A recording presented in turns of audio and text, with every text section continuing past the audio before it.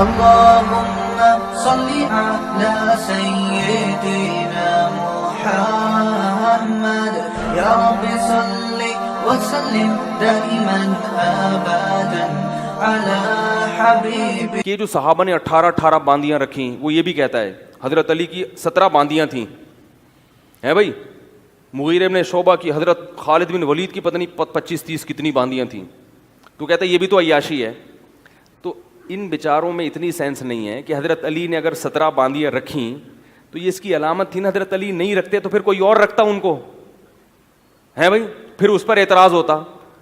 کیونکہ عورت کو ایسے بغیر کسی مرد کی دسترس کے چھوڑو گے، نہ تو کسی کی بیوی بنا رہے ہو نہ کسی کی باندی بنا رہے ہو، تو وہ کہاں جائے گی؟ اس میں بھی تو ڈیزائرز ہیں نا، اس کا بھی تو خرچہ ہے، جاب تو کر لے گی وہ، لیکن اس کو جو ایک مرد کی حاجت ہوتی ہے وہ حاجت کہاں سے پوری ہوگی اس کی؟ وہ زنا کی طرف جائے گی. حضرت علی نے 17 باندیاں رکھی، فلانے نے 18 رکھی. اس کا مطلب باندیاں اتنی بڑی تعداد میں تھیں کہ ان کو ٹھکانہ دینے والا کوئی تھا ہی نہیں. تو اسی طرح سے بھائی تم 18 رکھ لو، تم 25 رکھ لو، تم 50 رکھ لو. سمجھ آ رہی ہے نا بات؟ تاکہ ان کا ریلیشن صرف تم سے ہو، تمہارے علاوہ کسی اور سے نہ ہو. گوروں کی نظر میں ایک عورت کے 20 مردوں سے تعلقات ہو جانا یہ کوئی برائی ہے ہی نہیں، تو ان کو یہ چیز سمجھ میں آئے گی نہیں.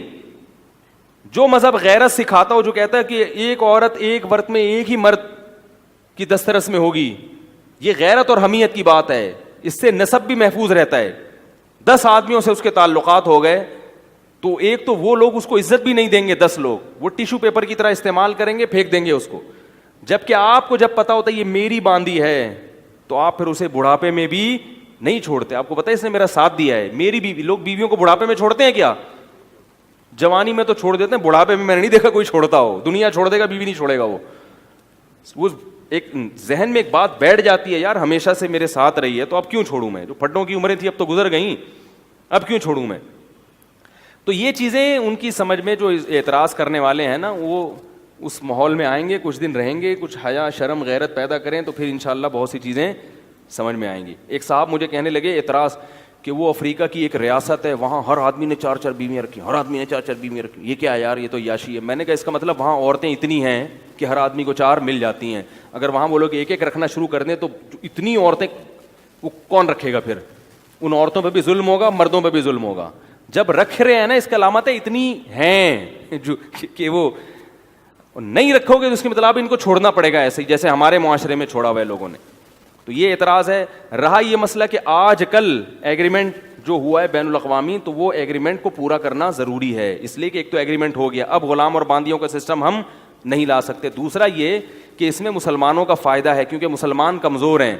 اگر غلام باندیوں کی اجازت دے دی جائے تو وہ ہماری عورتوں کو غلام بنانا شروع کر دیں گے، اور اسلام اس کی اجازت نہیں دیتا کہ کوئی مسلمان عورت کسی غیر مسلم کی کسٹڈی میں جائے، کیونکہ اسلام اس چیز کو پسند نہیں کرتا. کیوں نہیں کرتے؟ ہمارے گھر کا معاملہ ہے، یہ غیرت کا معاملہ ہے، ٹھیک ہے نا. کیونکہ الاسلام یعلو، اسلام ایک دین فطرت ہے، حیاداری کا مذہب ہے.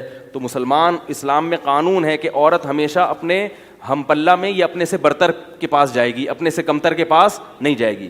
تو اسلام میں غیر مسلم کے حقوق بہت ہیں، مگر اسے ہم پلہ ہونے میں مسلم کے برابر نہیں سمجھا گیا، اور ہو بھی نہیں سکتا نا. یہ اس میں وہ صفات نہیں ہوتی جو ایک مسلمان میں ایک حیا ہوتی ہے. اگر کوئی اکا دکا جزوی واقعہ مل جائے تو وہ لا نہیں ہو سکتا.